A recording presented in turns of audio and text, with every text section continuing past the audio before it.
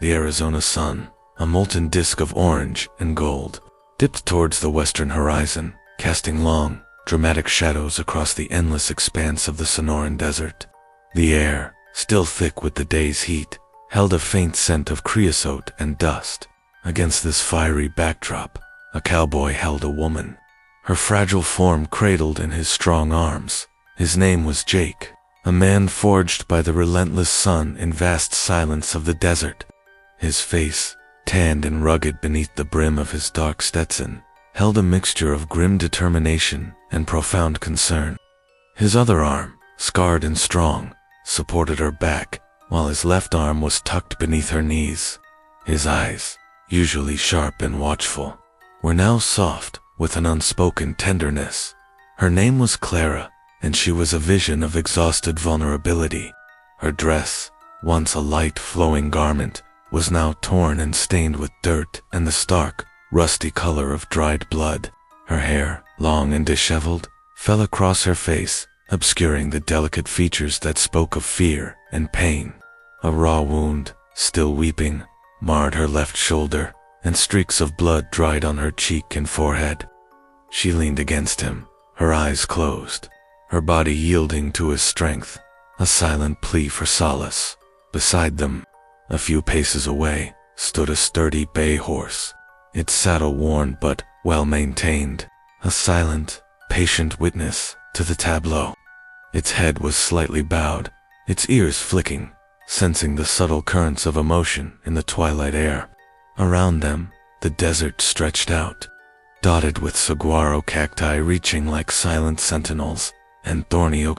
Stark against the burning sky, Jake had found her an hour ago, barely conscious, sprawled near a half-buried wagon. He was a tracker, making his solitary way across this unforgiving land, searching for a stray herd that had wandered too far south.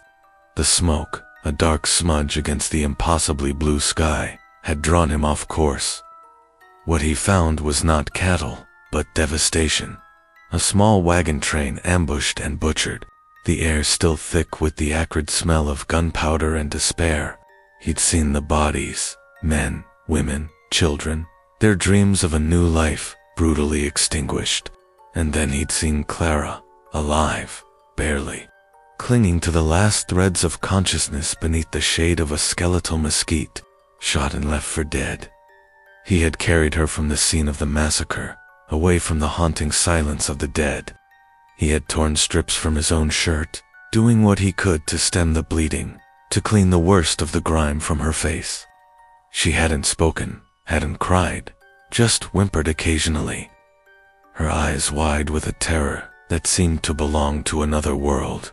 "We're almost there, Clara," Jake murmured, his voice a low, steady comfort against her ear. "Just a little further, to the old water hole. We can rest there." She stirred faintly, her eyelids fluttering, but she didn't open her eyes. Her grip on his shirt, though weak, was desperate. He shifted her weight, the movement smooth and practiced. Despite her injuries and the oppressive heat, he felt no fatigue, only a fierce, protective instinct that burned in his gut. He had a duty to this lost soul, a silent vow to see her through this crucible. They reached the waterhole as the last sliver of the sun dipped below the horizon, painting the sky in fiery streaks of purple and orange. The waterhole was a small, rock-rimmed depression, fed by an underground spring, a precious oasis in the vast dry landscape. A few stunted cottonwoods grew around it, their leaves rustling softly in the nascent evening breeze. Jake gently lowered Clara to the ground, settling her against the base of one of the trees. Her eyes, finally open, were glazed with pain and exhaustion, but they held a flicker of awareness. He unsaddled his horse, Maverick leading him to the waterhole to drink, then quickly set about building a small, smokeless fire from dry mesquite branches. He returned to Clara, pulling out his canteen. "Here," he said, holding it to her lips. "Small sips. Easy, now."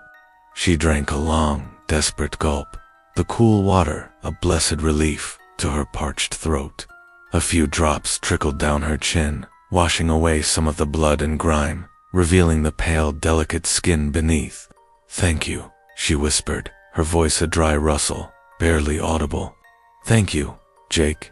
You're safe now," he assured her, his hand gently brushing a strand of hair from her face. They rode east.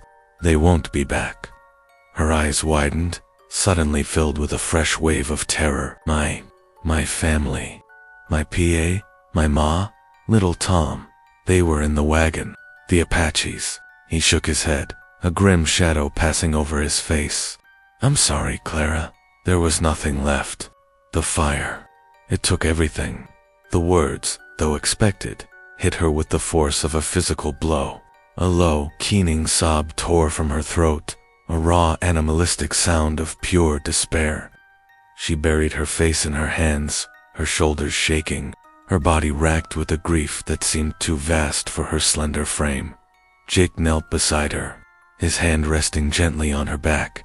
He said nothing, for there were no words that could ease this kind of pain. He simply stayed, a silent anchor in her storm of sorrow, letting her grief wash over her. He had seen it too many times, this brutal lesson of the desert. The frontier gave life, but it also took it with ruthless indifference. After a long time, the sob subsided, leaving her utterly spent, a crumpled figure against the tree. She lay there, breathing shallowly, her face streaked with tears and dirt, her eyes hollow. "What now?" she asked, her voice flat, devoid of emotion. "What do I do now?" "You rest," Jake said, his voice firm, unwavering. "Then, at first light, we ride. There's a mission, 2 days north. Father Ramirez, he'll help you." She scoffed, a bitter sound. "Help me? What help is there for a woman who has lost everything? My home, my family, my future, ... gone." "Your life ain't gone, Clara," he said, his gaze piercing. "You're still here, and that means something. It means you have a choice, to give up or to keep fighting. Your family would want you to fight." She turned her head, looking at him with eyes that held a flicker of defiance, a spark of the life that still clung to her. "Fighting what?" "The desert, the Apaches, God himself. All of it," Jake said simply. "You fight for your own life, for your own future, for the memory of those you lost, so their lives weren't for nothing." His words seemed to sink in, slowly, painfully. She stared at him for a long moment, then nodded, a barely perceptible movement. "All right," she whispered, her voice raw. "All right, Jake, what do we do now?" "We rest," he repeated, rising to his feet. "I'll take the first watch." He moved to the edge of the firelight, his rifle across his knees, his silhouette stark against the starlit sky. The desert night was cool now, filled with the chirping of crickets and the distant howl of a coyote. Clara, wrapped in his blanket, drifted in and out of a restless sleep, haunted by nightmares, but comforted by the unwavering presence of the man who had saved her. They rode at first light. The eastern sky, a pale canvas before the sun's full assault. Clara rode Maverick, Jake walking beside her, leading his pack horse. Her movements were stiff, her body aching, but her resolve was hardening. She had taken a few sips of water, a bite of jerky, and though her eyes still held the shadows of her grief, they no longer darted with uncontrolled terror. "You said the mission," Clara asked, her voice quiet. "Is it far?" 2 days, if we push it," Jake replied. "Depends on the heat." "What kind of place is it?" "A sanctuary," he said simply. "A place of peace. Father Ramirez is a good man. He'll take care of you." "And after that?" she asked, almost to herself. Jake turned to look at her, his expression serious. "Wherever you can find peace, Clara. Wherever you can build something new. You don't have to carry this forever, not alone." She was silent again, contemplating his words. He was right. She couldn't stay here, stuck in the past, consumed by the pain. She had to move forward, for PA, for Ma, for little Tom. To honor their memory, they rode through the long, hot day, The desert landscape unchanging, a vast expanse of scrub and cactus under a relentless sun. Jake talked little, but pointed out landmarks, signs of animals, teaching her the subtle language of the desert. He noticed her watching him, learning from him, absorbing every detail. She was a quick study. That night, they camped by a dry wash, the air still, the stars a brilliant canopy overhead. Clara, though still exhausted, helped him gather firewood, her movements more fluid now. She watched him clean his rifle, prepare their meager meal. She was beginning to shed the skin of utter helplessness. "Jake?" she asked as they sat by the fire, the flames casting dancing shadows on their faces. "Yes, Clara." "What will you do after the mission?" "Keep tracking," he said. "There's always something lost out here. Always another trail to follow. Alone." He looked at the fire, then at her. "Always have been. It's the nature of my work." "It's a lonely life," she observed. "It is," he agreed, "but it's a choice." She was silent again. Then she reached into the small, torn pocket of her dress. She pulled out a small, tarnished, silver locket. It was old, worn smooth by countless touches. She opened it. Inside, 2 faded tintypes, a kind-faced man and a small boy with bright, curious eyes. "Pa, Tom. They were good men," she whispered, her voice choked with emotion. "Good, kind. They deserved more." "They did," Jake agreed softly. "But they lived. They loved. And you carry that with you. That's not nothing, Clara." She closed the locket, clutching it in her hand.